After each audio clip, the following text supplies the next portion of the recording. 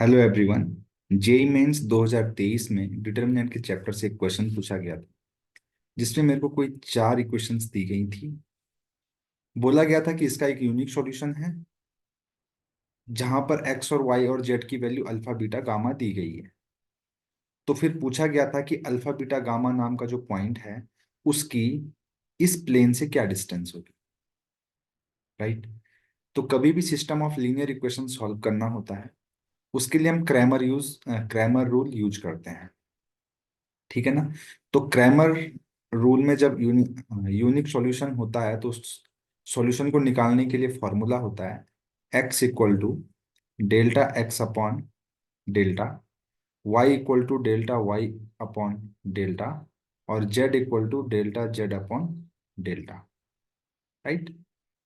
तो आप यहाँ पर ध्यान से देखिएगा कि ये डेल्टा और डेल्टा एक्स क्या चीज है।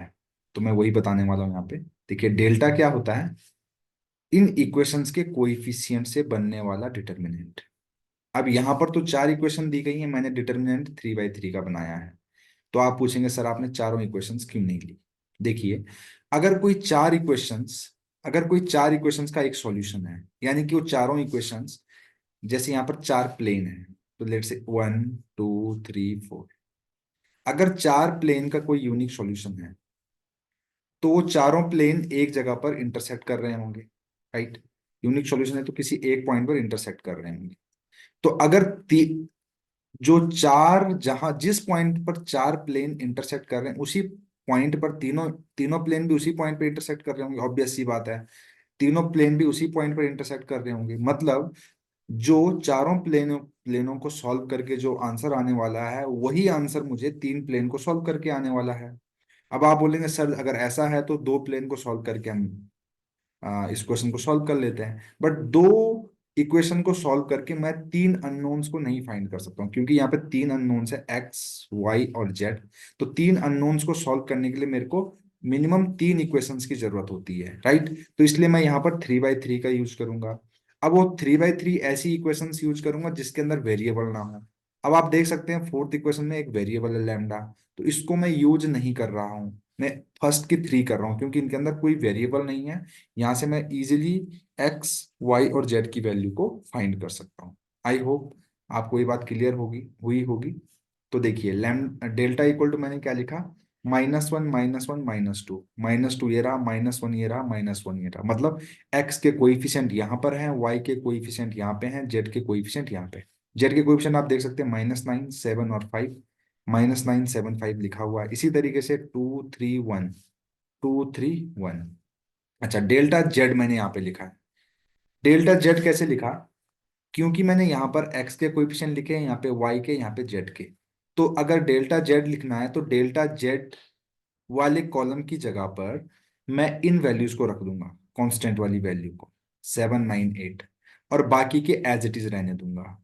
इसी तरीके से अगर मुझे डेल्टा एक्स निकालना है, तो डेल्टा एक्स जब लिखूंगा उसकी जगह पर मैं इनको रख दूंगा, 7 9 8 को, बाकी को एज इट इज रहने दूंगा। तो यानी कि बाकी सेकेंड और थर्ड कॉलम को एज इट इज रहने दूंगा, 2 3 1 -9 7 और 5। इसी तरीके से जब delta y equal to find करूंगा, तो उस केस में मैं वाई वाले कॉलम की जगह पर इस कांस्टेंट वाले कॉलम को 7 9 8 को रखूंगा। सॉरी, 7 9 8 वाई की जगह पर, बाकी एज इट इज रहने दूंगा। तो बाकी को एज इट इज रहने देते हैं, लेट्स इरेज इट। तो इसकी जगह पर हम एज इट इज रहने देंगे। तो वो था -1, यहाँ से आप देख सकते हैं इसको और इसको एज इट इज रहने देना है। -1 -1 -2, -9 7 और 5। राइट। तो इस तरीके से हम लिख, ठीक है।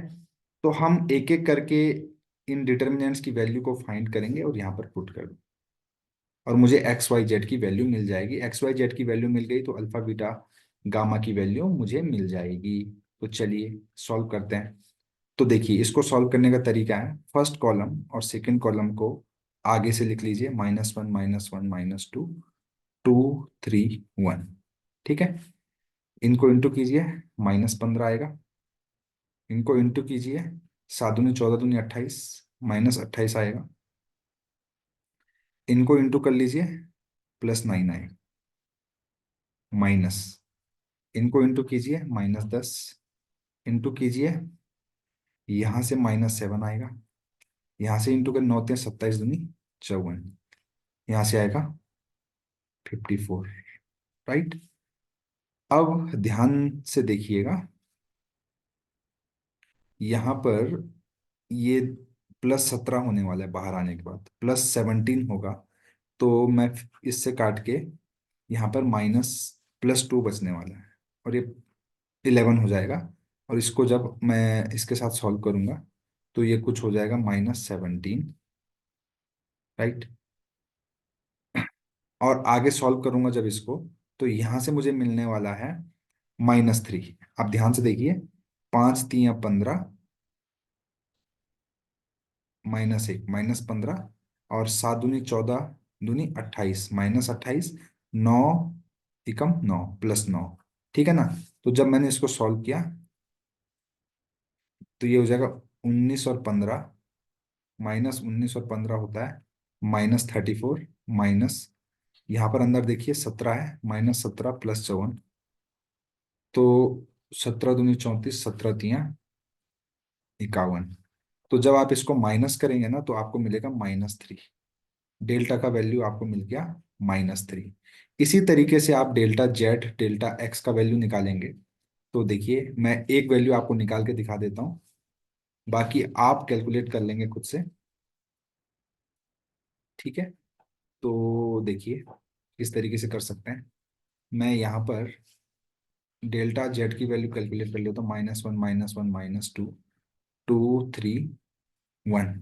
फर्स्ट और सेकंड कॉलम को एज इट इज उतारा, इनको इंटू किया, 8×3 = 24, -24, इनको इंटू किया तो आएगा 9×2 = 18, 2×2 = 36, -36, इनको इंटू किया तो आएगा -7, माइनस, इनको इंटू करो, 8×2 = 16, -16, -9, और 7×3 = 21, 42, -42।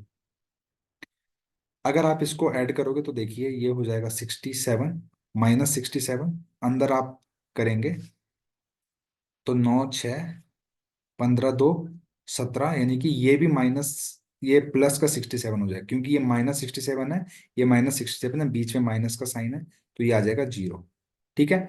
डेल्टा Z का वैल्यू आ गया 0।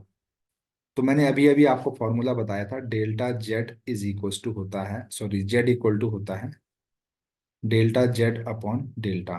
तो डेल्टा Z की वैल्यू 0 आई अपॉन -3, यानी कि 0, Z का वैल्यू 0 आ गया, ठीक है ना। तो आपको अब इन डिटर्मिनेंट की वैल्यू को कैलकुलेट नहीं करना है, आप एक काम कर सकते हैं, दूसरा तरीका है। अगर आपको लगता है डिटर्मिनेंट का वैल्यू टफ है, तो आप एक वैल्यू डिटर्मिनेंट की मदद से निकालिए, उस वैल्यू को आप यहाँ पे रख दीजिए 0। Z अगर आप 0 रखेंगे तो आपको यहाँ से दो इक्वेशन मिलेगी, -x + 2y, -x + 2y, और एक मिलेगी -x + 3y, इक्वल टू आपने यहाँ से Z की जो वैल्यू 0 थी यहाँ पे पुट करी, तो आपको यहाँ से दो इक्वेशंस मिली, 7 और 9, है ना, =7, =9, ये है। कोई भी दो इक्वेशन को आप सॉल्व कर सकते हैं। इसको अगर आप सॉल्व करेंगे माइनस करके तो ये कैंसिल हो जाएगा, यहाँ से -y = -2 आ जाएगा, यानी कि y की वैल्यू आ गई 2। अब y की वैल्यू 2 को आप यहाँ पे रखेंगे, 2×2 = 4, उधर जाएगा तो हो जाएगा 3, x की वैल्यू आ जाएगी यहाँ से -3, x मिल गया -3। तो मेरे को बहुत जल्दी से अब वैल्यू मिल गई है x, y, z की, जो कि बोला गया था अल्फा बीटा गामा, यानी कि -3, 2 और 0। ये क्या चीज है, अल्फा, बीटा और गामा। अगर मैं इन वैल्यूज को थर्ड इक्वेशन में रखूं, fourth equation, -3x + y + 13z = lambda, इन वैल्यूज को यहाँ पे पुट करूं, तो इन वैल्यूज को यहाँ पर पुट करने पर मुझे लैम्डा का वैल्यू मिल जाएगा। तो -3×3 = 9, y का वैल्यू 2 है, 13 यानी कि 0, = लैम्डा, यानी कि 11 आ गया। तो लैम्डा का वैल्यू 11 आ गया। अब बोला गया था कि इस पॉइंट का 2x -2y + z = लैम्डा से डिस्टेंस निकालना है। ठीक है, तो लैम्डा का वैल्यू मुझे 11 मिल गया, तो इसकी जगह पर हम 11 रख देंगे। ठीक है, और डिस्टेंस फॉर्मूला क्या होता है, देखिए बहुत आसान तरीका याद रखने के लिए। 2D में भी वही होता है, 3D में भी वही होता है। देखिए, लाइन के इक्वेशन में आप पॉइंट को रख दो, मॉड लगा दो, अपॉन में जो भी ए बी और सी है, कोइफिशिएंट है एक्स वाई जेड के, उनका स्क्वायर का सम कर दो। ये होता है distance formula. D = mod of, line के इक्वेशन में पॉइंट को रखना है, अपॉन में √a² + b² + c², राइट। तो लाइन के इक्वेशन में पॉइंट की वैल्यू रखो, क्या आएगा, -6, 2 × -2। समझ पा रहे हैं ना आप। लाइन की इक्वेशन में मैं लाइन की इक्वेशन में एक बार मैं थोड़ा सा प्रॉपरली कर लेता हूँ इसको। ठीक है, तो ये क्या हो जाएगा, मॉड ऑफ 2 × -3 -2 × 2 + 0। अब देखिए इक्वल टू 11 है, तो -11 = 0 लिख सकते थे इसको। तो -11 मॉड लगा लीजिए, अपॉन इस इक्वेशन में ए बी सी की वैल्यू क्या है, 2 का स्क्वायर प्लस -2 का स्क्वायर प्लस 1 का स्क्वायर। इसको सॉल्व करेंगे आप, ऊपर से आएगा -6 -4 और -11, यानी कि -21 का मॉड। अपॉन में देखिए 4 + 4 और 8 और एक 9, तो यानी कि 3 आ जाए। अब आपको पता ही आ गया, 21/3 कैंसिल करेंगे तो आंसर आ जाएगा 7। तो यही इस क्वेश्चन का आंसर है। अगर आपको ये अप्रोच अच्छी लगी हो तो प्लीज चैनल को लाइक शेयर और सब्सक्राइब करना बिल्कुल ना भूलें। Thank you very much.